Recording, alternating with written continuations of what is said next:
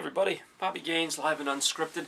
It's been a little while since I've had a rant, and, well, usually my rants are about sports. In fact, a lot of them have been about sports lately, but I'd like to talk about something that, I don't know, just kind of caught my eye, or didn't, and I just kind of wanted to talk about that and ask about it with former, other gamers.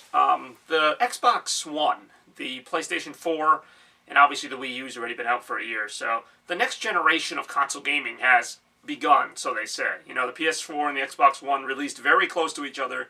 They put up very similar sales numbers, and they have very similar features from what I can tell. Now, I'm not going to claim to be the expert on either console. I'm not even going to claim to be the expert on the Wii U, which I have. But, basically, what's your opinion on these things? Do you see yourself getting one, both, all of them? I mean, here's how I look at it. And again, this is going way back now. I know I'm going to sound like one of those people, like in the old days it was better, but I guess, I'm not saying gaming was better, but it seemed like there was more of a buzz about it. Maybe it's because I was a kid and I was looking at it through the eyes of a kid, but when a new console released, it was like a big deal. Because, to that point you were just playing, the Super Nintendo or Sega Genesis and PS1, and it was like, holy crap, N64, look at this. I mean, again, and I'm a Sega fan. I'm not even a Nintendo fan, so even looking back at it, I have to give Nintendo the nod there. I mean, the N64 was just marketed perfectly. They had the demo stations where you could always play Mario 64. You knew all about what games were out for it. I think the games for the N64 were like $60, $70 each, and like the console was like $300. I mean, it was something ridiculous like that, but people bought it, obviously. And it was just a huge revolution. They had those big controllers, the first one with the analog sticks. So I'm just telling you all stuff you already know, but anyone who was alive during that time can back me up on this. The N64 release, just from a marketing standpoint, was huge. Everyone knew what it was. Everyone who had a Nintendo previous console was like, N64, this is awesome. And then, obviously, it kept going down the line. I mean, the Sega Dreamcast, the PS2, the Xbox entered the market. And the thing that I notice, like, the most, and I guess this shouldn't come as a surprise, but with each successive console, the differences became less and less. In other words, the jump from PS1 to PS2 was huge. People liked the PS1. It was a very popular console. But then 2000 came along. They released the PS2. Some people were buying it just because it had a DVD player built in, because back then that was a good entertainment feature.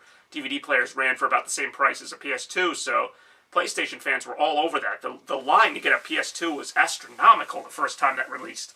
So, from PS1 to PS2, this huge just shift in technology, this huge, and it still had great games, just better graphics and everything. And the PS2 still lasted like 10 years compared to older consoles, which, after a few years they'd be upgraded. So then you look at the PS3, the jump from the PS2 to the PS3, yes, the graphics got better. I don't know if they did get much better, but the point I'm trying to make is, from PS2 to PS3, you didn't see as many people just jumping right on board. People were kind of sticking with their PS2s for the most part, or maybe they had gotten a 360, which came out the year before. Which just kind of, again, it goes to say, is it really best to have the first next-gen system? Because Microsoft tried it with the Xbox 360, and they were essentially a year or two ahead of the curve. It worked out pretty well for them. And Microsoft was kind of a weird one, because the original Xbox, it did well, didn't do great, didn't do terrible, but they needed to jump back in with something. That was a rare situation where I think if Microsoft waited much longer on the original Xbox, people might have just forgotten about it. So they switched to the 360 at the right time. Might they have kept it a little too long? I don't know. Again, I have an Xbox 360, and to this day, it's like the most neutral console I have. I don't love it. I don't hate it. There's some games I really like for it. Most games I'm kind of which is why, in retrospect, I will admit the PS3 probably had a better selection of games. However, I do think the 360 is a slightly better machine, even though it was made a year earlier, although I have one of the newer models. But again, just stuff to think about. After a certain point, do the graphics really matter? Do we really get excited about new gaming consoles anymore? That's why I'm kind of desensitized to it. When I went to the mall the other day to see the PS4 and Xbox One, I looked at it, other people looked at it. It was almost like we didn't know what it was. We just walked past it. Oh, is that the PS3? No, it's a PS4. Oh, PS4, what does that do? I don't know. It's got a little better graphics. Oh, that's cool. And they just kept walking. I mean, there was no... I'm not just talking about the adults. I mean, the kids, too. They're like, oh, look, Mommy, PS4. Okay, well, I'm going home now. Like, that shock is kind of gone now. Until they make something that really immerses us in the game, I know there's something called the Oculus Rift, until they come up with something very feasible like that, something very affordable, not a Virtual Boy or something radical, because there'll always be a company that thinks that they're just years ahead of the curve, and then there turns out to be some problem with it. But until that happens, I think we're going to see a few more predictable machines. That's just my take on it. And, you know, the Xbox One tries to take it a step further because I think Microsoft realizes what a lot of people realize is that we've taken console gaming about as far as it's going to go in this era. You know, nice, sleek controllers, the graphics looking amazing, voice chat, you know, simultaneously through online. Like, we've done that. We've mastered that. What else can we do now? Because the gaming thing is good, but what if we could integrate it with everything else in the TV? What if you could talk to it? What if you could react with motion? To me, this is both a slippery slope and, you know, kind of inevitable.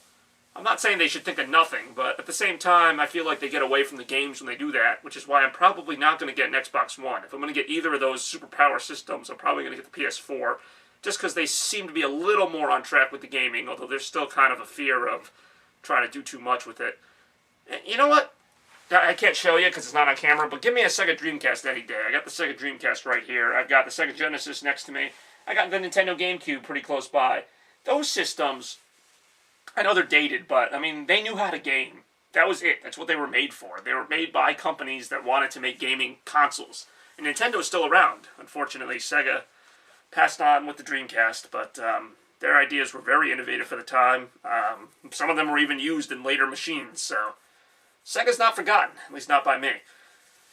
And, you know, Nintendo, I fear, is kind of going that way, though. I don't think Nintendo will ever completely go away just because of their namesake alone, and just some of the things they do are still innovative. But, you know, even then, it's not too long until Sony or Microsoft tries to rip it off with, like, you know, PlayStation Move or the Kinect. Like, you know, whatever Nintendo comes up with, you know, they don't get the same credit that they'd get for it 20 years ago when they were the big boys. Now it's like, oh, Sony made something that Nintendo made. That's cool.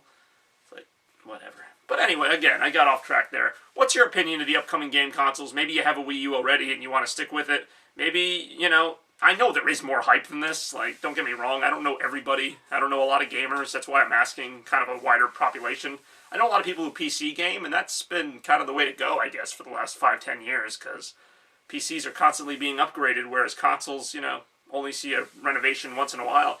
Also, do you think it was the right time for a new gaming generation? I know that sounds kind of absurd when it took like 8 or 9 years to get to this one, but there was almost kind of a contentness among gaming fans. Again, maybe I'm just perceiving that, but all of the current, now considered last-gen consoles came out like 8 years ago? I mean, 2006, 2005 in some cases. So, that was a really long gaming cycle. And I mean, they're still making PS3 and 360 games. They're not going to stop. The Wii's kind of eased off because there's been a year without, you know, Wii support. But as far as those consoles go, like, was it the time to phase them out? Was anybody really clamoring, oh, my PS3 kind of sucks now, I need a PS4? I mean, it was going to happen. We knew it was going to happen, just like a PS5 will happen. But was it really the time to do it? It would have been the time to do it. I guess it's better to do it sooner than later, but I'm just saying. Stuff to think about. Comment below. I'm personally going with the Wii U until I see something from the other two.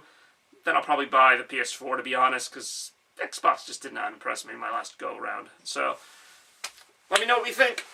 Live and games, live and unscripted. Talk to you soon.